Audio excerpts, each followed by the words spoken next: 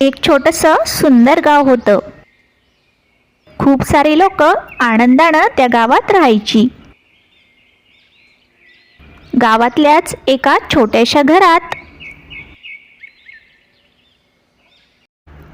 रामू, त्याची पत्नी शोभा आणि त्यांची मुलगी मीनू राहायची. त्यांच्या छोट्याशा घराच्या बाजूलाच एक मोठा बंगला होता.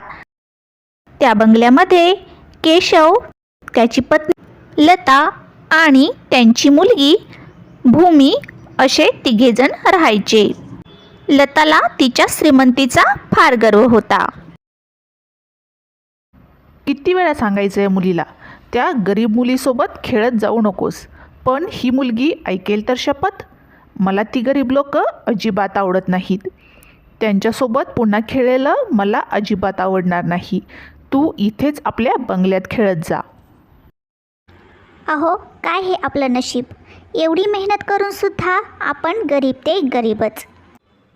आता तर ती शेजारची लता आपल्या मुलीला तिच्या मुलीसोबत खेळूसुद्धा देत नाही. मी काय म्हणते, यावर्षी आपण आपल्या शेतात कलिंगडे लावून पाहूया. उन्हाळा जवळ आलाय तर आपल्या कलिंगडांना चांगला भाव भेटेल आणि आपल्याला त्यातून काही पैसे मिळतील. ही गरिबी दूर व्हायला थोडी मदत होईल. शोभा, तू म्हणतेस ते बरोबर आहे. मी आजच आपल्या शेतात जातो आणि शेत नीट करतो, म्हणजे आपण कलिंगडे लावूयात. रामू शेतात जायला निघतो. त्याची मुलगी मीनू ती सुद्धा त्याच्यासोबत जाते. हे परमेश्वरा, यावर्षी तरी माझ्या मेहनतीला यश दे. दरवर्षी मी मेहनत करतो तरी सुद्धा माझ्या शेतातील पीक काही चांगलं येत नाही आणि आम्ही दरवर्षी गरीब ते गरीबच राहतोय. असं म्हणून रामू शेत नीट करायला घेतो. मीनू त्याच्या सोबतच असते. बाबा, खूप ऊन लागतंय, मला खूप तहान लागली. मीनू, ती बघ लांब शेताच्या पलीकडे घरं दिसत आहेत ना, त्या घरांमध्ये कोणीतरी असेल, त्यांच्याकडून पाणी घे आणि पाणी पिऊन ये जा. मीनू त्या घराकडे जायला निघते. मीनू, एवढ्या उन्हात तू बाबांसोबत शेतात कशाला आलीस? घरी थांबायचं होतं ना. बरं, हे घे पाणी आणि तू पी आणि तुझ्या बाबांना पण घेऊन जा. मीनू तिच्या बाबांसाठी पाणी घेऊन जात असते. चालता चालता तिला रस्त्यात एक सुंदर मोर दिसतो. तो मोर तिला खूप आवडतो. ती त्या मोराच्या जवळ जाते. मोर सुद्धा मीनूला घाबरून लांब जात नाही, तर तिथेच उभा राहतो आणि मीनू जवळ आल्यावर चक्क बोलायला लागतो. मला खूप तहान लागलीये. तुझ्याकडे पाणी आहे, ते मला प्यायला देतेस का? हे घे मोरा. का नाही देणार? तहान लागलीये तुला आणि माझ्याकडे पाणी आहे तर मी तुला ते देणारच ना प्यायला. पी यातून पाणी. पाणी पिल्यावर मोर म्हणतो, मीनू, तू खूप चांगली आहेस. पाणी देऊन तू माझी मदत केली. आता माझा नंबर तुला मदत करायचा. तुला काही मदत लागली तर मला नक्की सांग.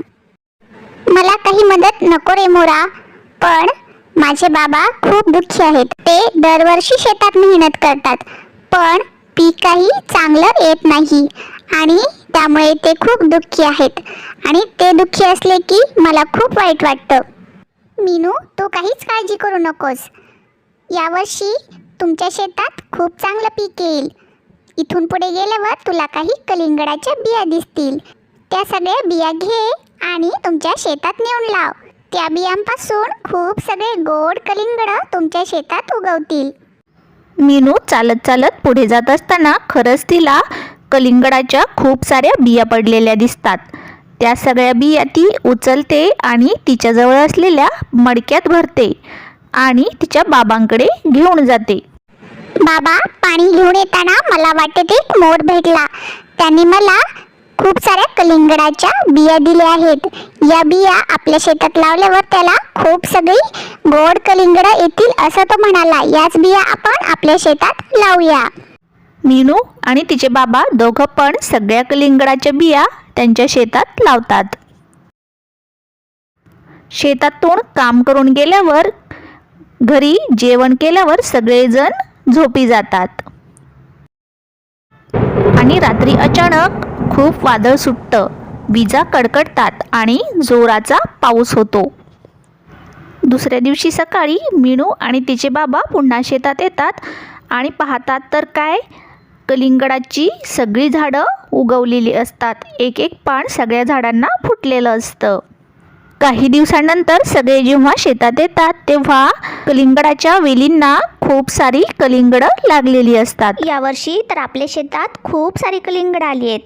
ही सगळी कलिंगडं शहरात विकली तर आपल्याला खूप सारे पैसे मिळतील.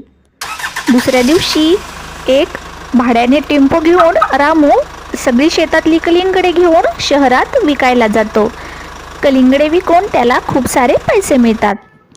काही दिवसांनी खूप मेहनत करून रामू त्याच्या छोट्याशा घराच्या जागेवर मोठा बंगला बांधतो.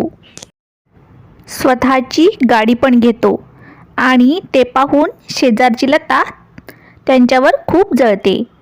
पण म्हणतात ना, मेहनत करणाऱ्यांसोबत नेहमीच चांगलं होतं.